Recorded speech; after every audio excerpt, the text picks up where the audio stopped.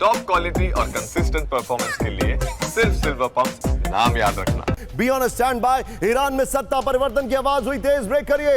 Iran के निर्वासित Prince रेजा पहलवी का बयान ये देखिए जरा। ये गाहे बगाहे बयान देते रहते हैं कि हम भी प्रेजेंट हैं, हम भी प्रेजेंट हैं, क्लास का एक बच्चा हम प्रेजेंट हैं। ये देखिए जरा। ईरान में जल्द हो सत्ता का परिवर्तन शॉर्ट्स के साथ भाई। राजा पहलवी ये देखिए, सत्ता परिवर्तन से होगा ईरान में बदलाव, रेजा पहलवी ने कहा। लेकिन इसके तीन शॉट दिखाइए जरा। तीन शॉट दिखाइए और विजय उनके बगल में मुझे लाइए। क्या आप एक फैक्ट जानते हैं? आपको एक फैक्ट बताना बहुत जरूरी है। खमनेई के खिलाफ ईरान में जितने भी आंदोलन हो रहे थे, एकाएक शांति हो गई इजराइल ने जब से हमला किया है। और एक बहुत बड़े वहां पर एक महिला हैं जो कि शायद यूरोप या अमेरिका में रहती हैं, जो बहुत ज्यादा आंदोलन कर रही थी और बहुत उन सारे आंदोलन के को एकदम अगुवाई कर रही थी। उनका कहना है नेतन्याहू ने हमारे सारे काम पर पानी फेर दिया, अब खमनेई के साथ वहां का मांस है। लेकिन इस सब के बीच में एक और बड़ी खबर। ब्रेक करिए जरा। हमलों के बाद अमेरिका को रूस की सीधी चेतावनी। ब्रेक करिए जरा। क्रेमलिन ने व्हाइट हाउस को दी न्यूक्लियर वार्निंग।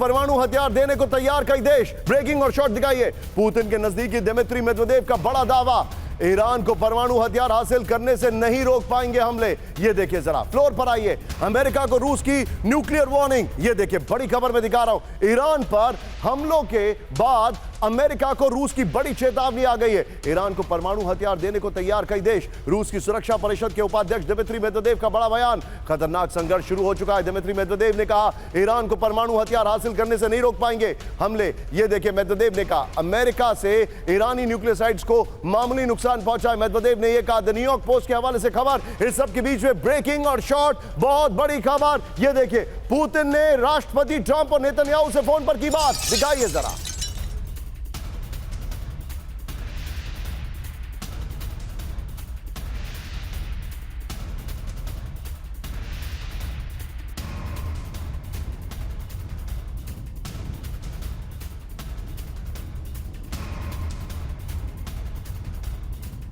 के राष्ट्रपति से की बात। पुतिन ने कहा अमेरिकी हमले से मिडिल ईस्ट में तनाव बढ़ा। इस सब के बीच में एक और बड़ी खबर। सीधा ये ब्रेक करिए जरा। रूस के राष्ट्रपति से मिले ईरान के विदेश मंत्री। ब्रेकिंग और शॉट। क्रेमलिन में पुतिन और अब्बास अरागची की मुलाकात। ये देखिए जरा। बॉडी लैंग्वेज देखिए। अरागची हाई अलर्ट पर हैं क्योंकि लोग सवाल उठा रहे हैं रूस ईरान की मदद के लिए वैसे क्यों नहीं आया जैसे ईरान रूस की मदद के लिए आया। ईरान पर हमले को सही नहीं ठहराया जा सकता, पुतिन ने कहा। यह देखिए जरा। ईरान की मदद करने की कोशिश करेंगे, पुतिन ने कहा। तीनों ब्रेकिंग, तीनों शॉट दिखाइए जरा। तीनों ब्रेकिंग, तीनों शॉट। Plate on. यह इस वक्त की बड़ी खबर। तीनों ब्रेकिंग, तीनों शॉट।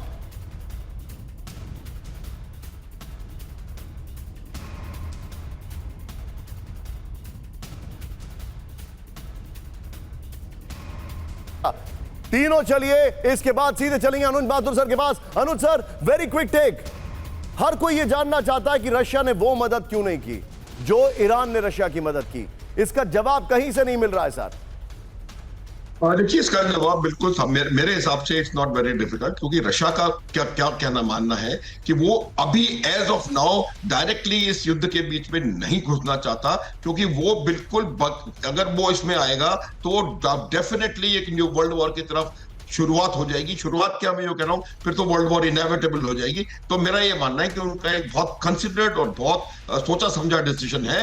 वो उनकी हर किस्म से मदद करेंगे और लेकिन वो डायरेक्टली इसके बीच में आने के नहीं आएंगे। जहां तक सवाल न्यूक्लियर बॉम्ब्स देने का है, जो Russia, China, Pakistan, north Korea, बहुत लोग हैं, लेकिन मुझे लगता नहीं है कि कोई इस प्रकार की हरकत करेगा, क्योंकि वो भी एक बहुत डिजास्टरस स्टेप होगा निशांत मेरे हिसाब से, और बहुत नेगेटिव स्टेप होगा। इस वजह से वो भी मुझे लगता नहीं कहीं संभव हो पाएगा। सर आप मेरे साथ बने रहिए, मैं आपके पास वापस आ रहा हूं।